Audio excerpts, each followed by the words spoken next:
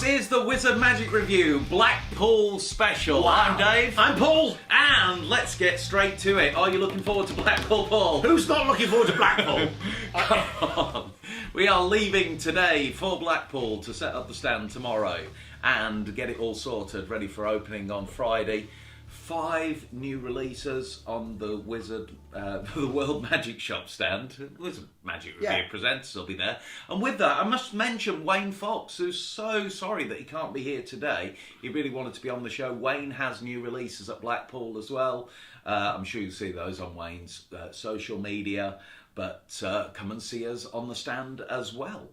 But let's talk about these 5 releases. But before we talk about them, I'm not paid by Dave. I'm not paid by Wayne. I did buy you breakfast. Well, you bought me breakfast, right? You did buy steak and cheese.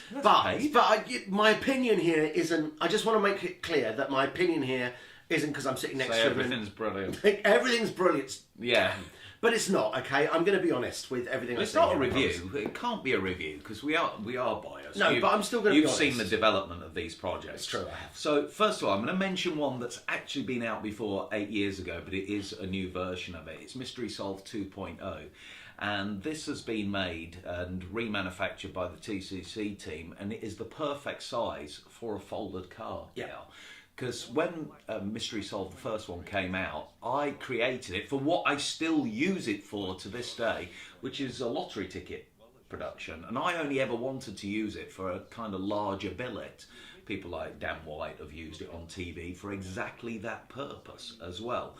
But a lot of people did want to use it with a folded card. In fact, I saw a video on social media last week, Cancho Jim performing it with a folded card, even though it was the larger box.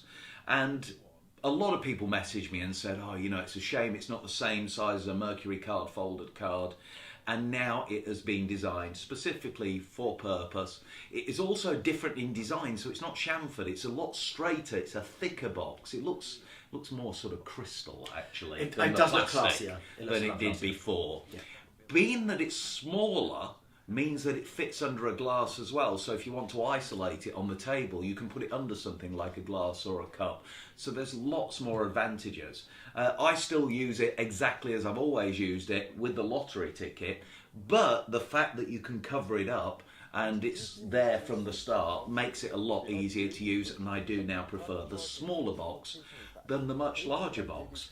But it is a new version of Mystery Solved 2.0. If you see it on the stand, the retention of vision is incredible when you tip it out. I think it's one of the best. You can use it as a mystery card plot, and the card's always in full view. I had this idea a while ago where you kind of show a spectator that you've got a card that says your name, and it just says your name, the words. You fold that up, and the advantage with Mystery Solved, you can put it into the box as well.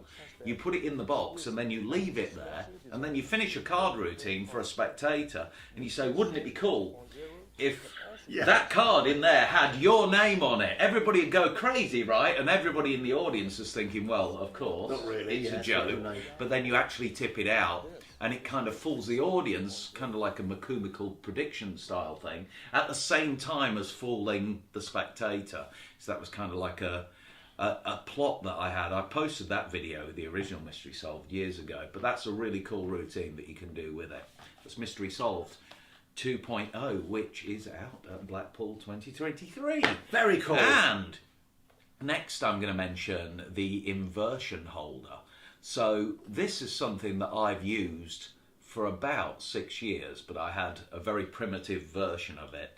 And on the tutorial, if you buy the inversion holder, you'll see the original version before it went to the manufacturers to get produced. And it is a way to conceal fruit or final loads for cups and balls. Can I just say, I'm more excited about this than you think I might be. Okay. Because, so, I don't know if anyone's noticed, but I'm plumper than some magicians. So if I'm carrying, final loads in my pockets, you can see them, right? Yeah. So I tend to shy away from that sort of end result, not for any other reason than just, I'm bulging anyway. Let's face that. this solves that problem really well for me. Yeah. So, Jenny, I haven't told you this before, but I'm quite excited for that. And a lot of people do sort of maybe thinking right now, well, you know, there's been things that clips on belts, that kind of thing before, but the problem with that for me is it's a little bit lower, and if you move or tip or lean forward, then the jacket tends to ride up, certainly the jackets I wear, and can reveal those loads. So the fact that this is an inversion holder, is inverted, and it holds it in the position that it does, and you'll see a mannequin displaying it on the Wizard Magic Review World Magic Shop stand. You'll see it in position, and I'll obviously demonstrate it. I'll put some clips on the screen now, because one of the main advantages of the inversion holder is the fact that you don't need to go in your pockets. It is just a very sort of natural motion, and you can have two side by side, and it's completely invisible when worn, unlike, like Paul said, when you've got it in your pockets. You can see those bulges. A lot of my suits are slim fitting, single breasted, and you can actually see if you've got something too bulky in your pockets. So the other thing I was going to mention, which you just said, is it's a really natural motion to get it out. It's hidden. Nobody can see it, and it resets, and it's fixed in there really well, and only the way naturally you would remove it from the holder allows it to come out of the holder. Right. Does that make sense? Yeah, it does, yeah. Right, so now let's talk about... What are we doing next? Overlaid. Overlaid is my app that's been brought out by Magifactory, which is the same producers as R-Digit. So when I first started to think about, shall I finally bring this idea out? I've had this idea for a long time, but the technology has actually only been possible very, very recently. I know you know what I'm talking about because you're in the app world, but I am so excited about this app. You can do so much with Overlaid. You say something first about it. Well, I don't know what to say. So I know David's been performing a similar effect for years, and then suddenly it's exploded. So Overlaid allows you to overlay and animate digital effects within images that are captured in real time. So that could be on your phone, it could even be on the spectator's phone. These can be selfies if you want to. And when you've done the effect, it also freezes the moment of magic forever. Yes. Overlaid allows you to enhance existing effects like double cross. So I've got my digital double cross, for example. With digital double cross, you can take a picture of the spectator holding their hand, just like this, and then you put your phone down and then you draw a cross in your hand, so you still need to use the Magic Smith double cross. You remove the cross from their hand, drop it into the picture. It's now in the picture that they took before where they didn't have anything on their hand. Then, in a sort of magical gesture, you can remove it from the picture and place it into their hands. Right, and then they open their hands. And the cross is in their hand, because that's just a normal double cross finale. But what you've got is this digital, like, bouncing back and forth before it actually goes into their hand. And the great thing is as well, they get to have the souvenir of the picture with or without the cross, however you want to perform it, because everything is customizable in the back end to create these overlaid images. And in case you missed it, because he went past it quite quickly, that can be on the spectator's phone. Yes, it can be on the spectator's phone. So you can borrow the spectator's phone and take the photo with the spectator's phone. That can be done with this app. But it's not only crosses, is it, Dave? No, it's anything. Anything you take a picture of, it's iPhone only, unfortunately, but anything you take a picture of, you can convert to a PNG file and use it in the app. So we've been messing around with card in window. Yeah. We've been messing around with taking a selfie with you and your spectator, and the card kind of floating in the picture, which is absolutely amazing. So you could take a picture of a kid like this at a birthday party, and then the card would be in between their hands, or get all the kids to hold their hands up. You could ask them you could get them to pick a celebrity. Yeah. And that celebrity appears in the background of that photo. Yeah. You could it could work with sponge ball routines, when magically putting sponge balls in. Anything can be added into an image. Anything. Rainbow card, for example, a great effect that uses a gimmick card. You can do that with the app. Without the gimmick. Without the gimmick, and change gimmicks daily if you wanted to. And not only make the thing appear, you can actually make it change as well. So you can make one card appear in the wallet, for example, or photo frame, or however you want to do it, and then pass your hand over the top, and then in the image it would morph and change, and then they keep that image. And that can be so the possibility that could be a dual reality type routine, right? Yeah. That could be and the point is they keep it. So you could, for instance, do a rainbow card with your business card. Yeah. Or make something appear on the back of your business card. So they hold something like this, like a blank business card. They put it down and they don't realise there's something written on the other side. And there isn't anything written on the other side, but then their drawing or whatever appears. But they've chosen with digital force bag or off cards or anything. But you get to overlay and animate images digitally into photographs that you've just captured in real time. And these enhance other routines. It comes with preloaded routines, but just like R-Digit, it's going to have its own Facebook community. The guys that are developing it, they're just as excited as I am. They're already coming back to me with ideas about... one of the guys is already working on an idea with French Kiss and seeing the card change in the picture before they change in real life. Wow. It's great. We'll have demonstrations on the stand. I'm hoping to have just a demonstrator on the Wizard Magic Review World Magic Shop stand on the balcony between 12 and 3 o'clock every single day, demonstrating overlaid. So that's the new app that's out. And the potential is just amazing. Yeah, I'll be in the Rusking, the Knights of Blackpool, demming the digital double cross and the card apparition effect, because they're my personal favourites, but I know so many people are going to come up with other ones. This has been very popular already. A couple of people are out there sort of testing this and using it. Michael J. Fitch, this is his new favourite effect. Okay. This is my magnetic 8-ball.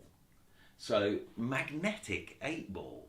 So, I've always loved the 8-ball production. Yeah, I've seen the John Bannon effect. I've had different versions on Top It DVDs, and my original lecture DVD that came out to the Magic community had a production of a Black 8 from a deck of cards, and then a Top It Vanish afterwards, I think.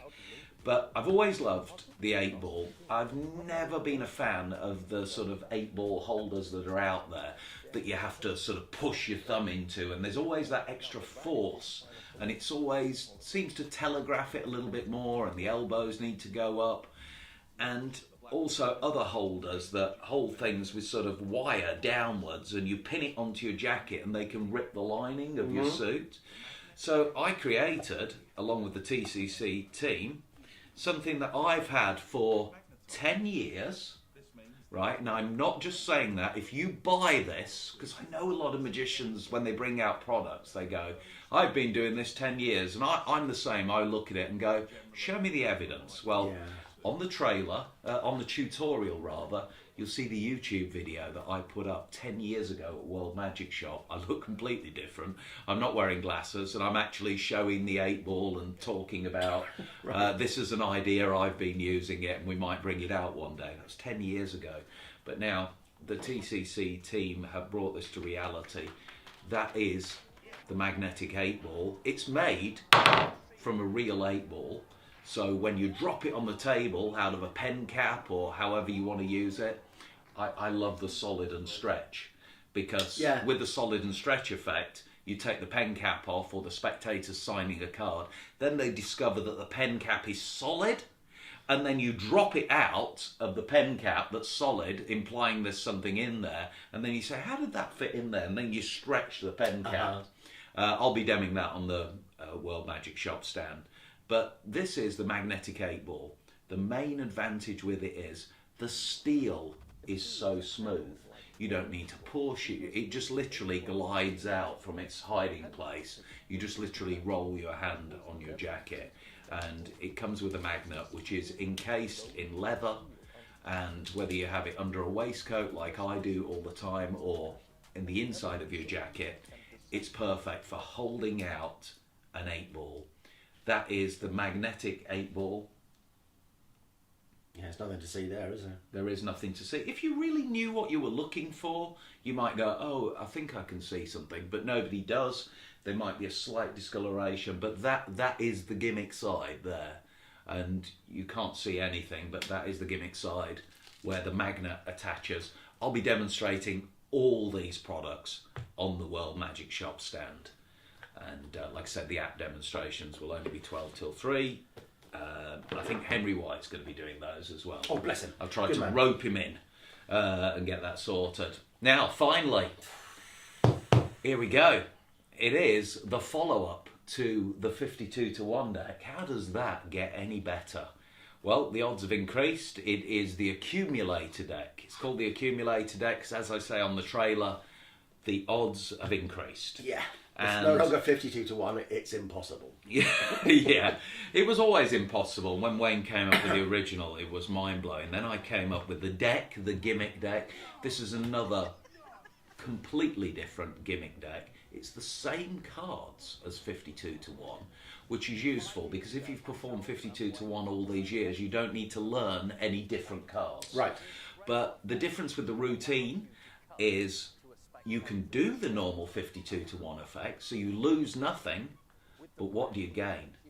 As a topper, you can perform card at any number with a freely thought of card.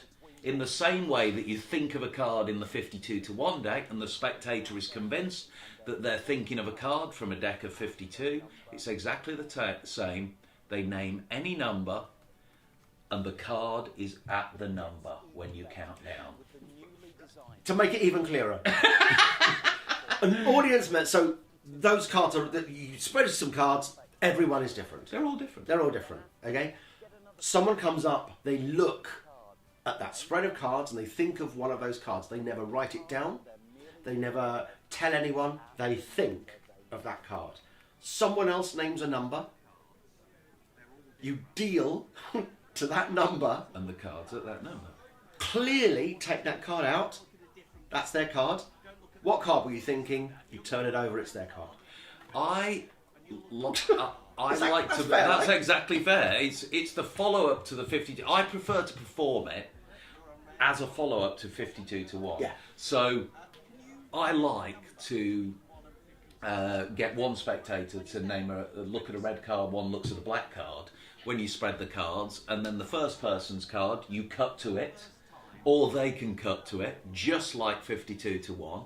And then you say, maybe we got lucky.